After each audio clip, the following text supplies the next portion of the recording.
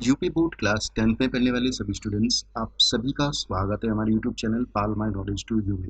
अगर आपने चैनल को अभी तक सब्सक्राइब नहीं किया है तो ज़रूर करें एंड नए वीडियोस की नोटिफिकेशन सबसे पहले पाने के लिए बेल आइकन को ज़रूर दबाएं।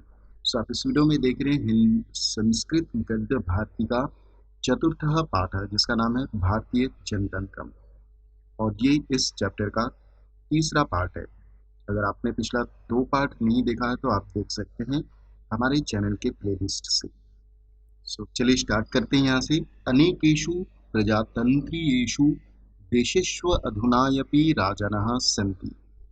अनेकेषु यानी कि अनेक, और प्रजातंत्रियेषु यानी कि प्रजातंत्र प्रणाली वाले, देशेषु यानी कि देशों में, अधुनायपि, अधुना प्लस अपि, अधुना यानी कि अभी या आज, और अपि यानी कि भी, राजानः यानी कि राजा, और संति यानी कि हैं, यानी कि आज भी अनेक प्रजातंत्र प्रणाली वाले देशों में, देशे यानी कि देशों में, राजानः संति यानी कि राजा हैं, किंतु यानी कि लेकिन, ते यानी कि वे, तत्रालंकारमात्रभूताः जनप्रतिनिधिभिः नियमिताधिकाराः वर्तन्ते।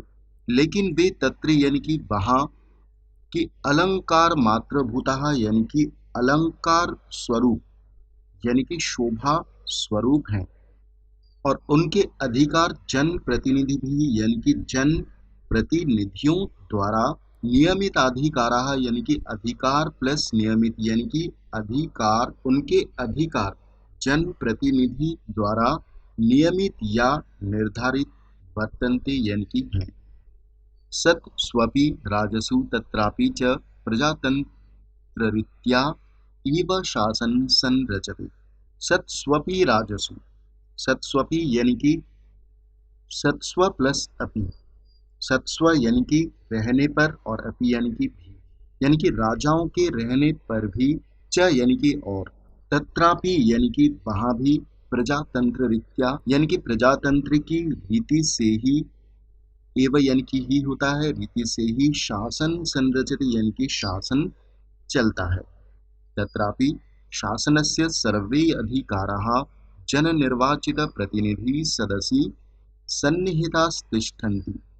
तत्रापि यानी कि वहाँ भी, शासनस्य यानी कि शासन के, सर्वे यानी कि सभी, अधिकाराः यानी कि अधिकार, जन निर्वाचित यानी कि जनता द्वारा निर्वाचित, प्रतिनिधि सदस्य यानी कि प्रतिनिधि सभा में, सन्निहित तिष्ठन्ति यानी कि सन्निहित हैं या निहित हैं, ते एवाधिकारा राज्ञोपभुज्यन्ते ये प्रतिनिधिभिः तस्मै प्रदत्ताः। ते यानी कि वे, एवाधिकाराः यानी कि उन्हीं अधिकारों का, राज्ञो उपभुज्यन्ते यानी कि राजा प्लस उपभुज्यन्ते यानी कि वे राजा उन्हीं अधिकारों का उपभोग करता है। ये यानी कि जो, प्रतिनिधि भी ही तस्मै प्रदत्ताः यानी कि प्रतिनिधि, या प्रतिनिधियों ने, तस्मै प्रदत्ताः यानी कि उन्हें दिए हैं या उन्हें प्रदान किए हैं।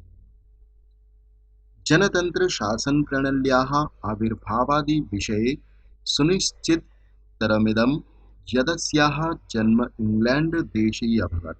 यानी कि जनतंत्र शासन की प्रणाली, इसका आविर्भाव यानी कि इसकी उत्पत्ति के विषय में, सुनिश्चित तरमिदम यानी कि यह सुनिश्चित है कि, यत यानी कि होता है, और अस्याह यानी कि इसकी या इसका, जन्म इंग्लैंड देशे अभवत यानी कि इंग्लैंड देश में हुआ था। तस्मादेव देशा देशा अन्ये देशेषु प्रसृता तत्र तत्र देशेषु च प्रचलिता वर्तन्ते। तस्मादेव यानी कि उसी देश से ही, अन्य देशेषु प्रसृता यानी कि दूसरे देशों में फैली हुई, तत्र तत्र यानी कि उन देशेषु यानी कि देशों में, प्रचलिता वर्तते यानी कि प्रचलित है। प्राचीन भारते गणतंत्राभिधाना शासन पद्धति ही राजतंत्र भिन्ना प्रचलिता अभूदिति इतिहास ग्रंथेषु तथा विधुल्लेखो दरीदृश्यते। प्राचीन भारत यानी कि प्राचीन भारत में गणतंत्राभिधाना यानी कि गणतंत्र नाम की शासन पद्धति राजतंत्र से भिन्न इतिहास ग्रंथों में, इतिहास ग्रंथेषु यानी कि इतिहास ग्रंथों में तथा विधोल्लेखों यानी कि तथा यानी कि इस प्रकार यानी कि इस प्रकार के उल्लेख दरीदृश्यते यानी कि दिखाई पड़ता है। विश्वस्य सवातिशायी प्राचीन ग्रंथे ऋग्वेदे गण शब्दस्य बहुवारं प्रयोगो विहितः। विश्वस्य यानी कि विश्व के सवातिशायी प्राचीन ग्रंथे यानी कि सबसे सर्वाधिक प्राचीन ग्रंथ ऋग्वेद में गण शब्द का बहुवारम यानी कि अनेक बार प्रयोग हुआ है या प्रयोग किया गया है। जैन ग्रंथेषु बौद्ध ग्रंथेषु गणाधीन राज्यानां चर्चा समुपलभ्यते। जैन ग्रंथों में और बौद्ध ग्रंथों में गणाधीन यानी कि गण के अधीन राज्यों की चर्चा समुपलभ्यते यानी कि प्राप्त होती है। इतरेतर राज्यनामभिः विभक्तां भारत भूवमेक सूत्रे आबद्धं बद्धपरिकरो। इतरेतर यानी कि दूसरे अलग अलग राज्य के नामों से, नामभिः यानी कि नामों से विभक्त भारत भूवम यानी कि भारत भूमि को एक सूत्र यानी कि एक सूत्र में आबद्धम यानी कि बांधने के लिए बद्ध परिकरो यानी कि दृढ़ता से तैयार राजनय विचक्षणो विलक्षणम् आचार्यः कौटिल्यः स्वरचिते अर्थशास्त्राभिधाने ग्रंथे गणराज्यानामुल्लेखं कृतवान्।